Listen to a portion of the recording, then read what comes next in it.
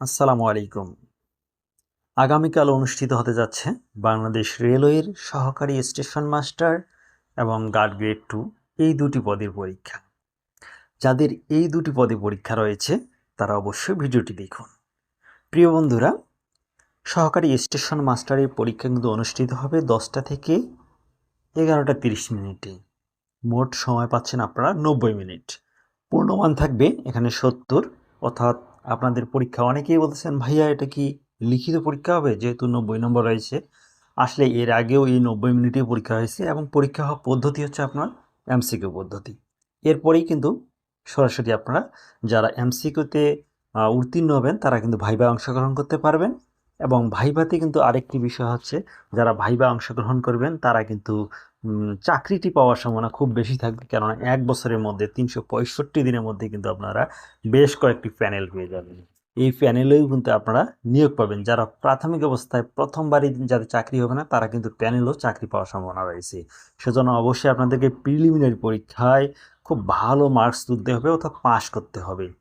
এজন্য অবশ্যই আপনাকে কমপক্ষে 65+ নম্বর যদি আপনি তুলতে পারেন ইনশাল্লাহ চাকরি হয়ে যাবে। যদিও এটি প্রশ্নপত্রের উপর ডিপেন্ড করে, আমি ধারণা থেকে বললাম। আর আপনাদেরকে যদি কাট মার্ক খুব সম্ভবত 62-63 মানে 60+ হবে, এটা মনে রাখুন সহকারী স্টেশন মাস্টারে। কেননা এর আগেও কিন্তু ঠিক এরকমটাই হয়েছে। আমি পূর্বের ধারণা থেকেই মূলত এই কথাটি বললাম। অনেকেই বলতে পারেন যে এখনো পরীক্ষায় হলো না, আপনি কিভাবে কাট মার্ক বললেন? আসলে পূর্বের ধারণা থেকে বলতেছি যে 60+ আপনার কাট মার্ক হবে। 60-এর নিচে নামার সম্ভাবনা খুবই কম, 10%। 99% বা 90%ই বলা চলে যে 60+ কাট মার্ক হবে, 62-63+ হতে পারে। সেজন্য অবশ্যই যারা চাকরিটি পেতে চান তারা 65+ নম্বর তোলার কিন্তু চেষ্টা করবেন। আর যেহেতু মাইনাস নম্বর রয়েছে, মাইনাস মার্ক রয়েছে, অনেকেই ভাববেন যে 50-এ বা 40-এ হয়তো বা টিকাতে পারে। আসলে এটা কখনো সম্ভব না রেলওয়েতে। গার্ড গ্রেড 2 যাদের রয়েছে এখানে পরীক্ষার্থীর সংখ্যা খুব কম রয়েছে, হয়তোবা উপস্থিতির হারও এখানে আপনারা 25 থেকে হয়তোবা 30% সব মিলে উপস্থিত হতে পারে। স্টেশন মাস্টারেও, সহকারী স্টেশন মাস্টারও দেখবেন আপনার অনেক ক্ষেত্রে দেখবেন 15%, 15%, 20% উপস্থিতি হবে, 25% এরকম কিন্তু উপস্থিত থাকবে রুমে। এর আগেও আমি দেখেছি যে বেশ কয়েকটি রেলওয়ের পরীক্ষায় কিন্তু হয়তোবা 80 জন বা 100 জন রয়েছে আপনার কক্ষে, সেখানে 5 জন, 6 জন, 10 জন এভাবে উপস্থিত হয়েছে। হয়তোবা সামনে কালকে আগামীকাল আপনারা গেলে দেখতে পারবেন যে আগামীকালকেও কিন্তু সেম অবস্থা হবে, কেননা কালকে কিন্তু অনেকগুলো ডিপার্টমেন্টের পরীক্ষা রয়েছে।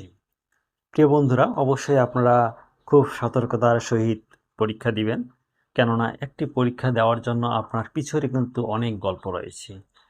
কত কষ্ট করে যাওয়ার লাগে দূর দূরান্ত থেকে, 100 কিলো, 200 কিলো, 150 কিলোমিটার দূর থেকে অনেকেই যান। আবার এই পরীক্ষাটির জন্য হয়তো 6 মাস বা 3 মাস বা 4 মাস থেকে প্রস্তুতি নিচ্ছেন। তারপরে কষ্ট করে টাকা পয়সা ম্যানেজ করে আপনারা ঢাকায় যাচ্ছেন, পরীক্ষার হল খুঁজে বের করতেছেন, তার পরীক্ষা দিচ্ছেন, আবার এই গরমে বাস ট্রেনে করে কত কষ্ট করে চলে আসতেছেন। সেজন্য অবশ্যই পরীক্ষাটি খুব গুরুত্বপূর্ণ।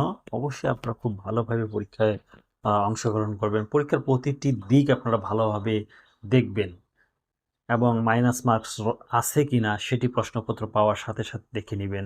রোল নাম্বার, রেজিস্ট্রেশন নাম্বার এই জিনিসগুলো খুব ভালোভাবে দাগাবেন। ভুল করা যাবে না। যদি একটি ডিজিট আপনারা ভুল করেন রোল নাম্বারের, ধরেন আপনার 5 আছে, আপনি 6-এ বৃত্তপাত করলেন, সেক্ষেত্রে কিন্তু আপনার এই যে এত কষ্ট করলেন সবগুলো কিন্তু বৃথা চলে গেল। সেজন্য অবশ্যই আপনাকে প্রতিটি বিষয়ে খুব সচেতনতার সহিত কাজ করতে হবে বা দেখতে হবে বিষয়গুলো। ভালো থাকুন, সুস্থ থাকুন। পরবর্তী ভিডিও এই চ্যানেলেই পেয়ে যাবেন।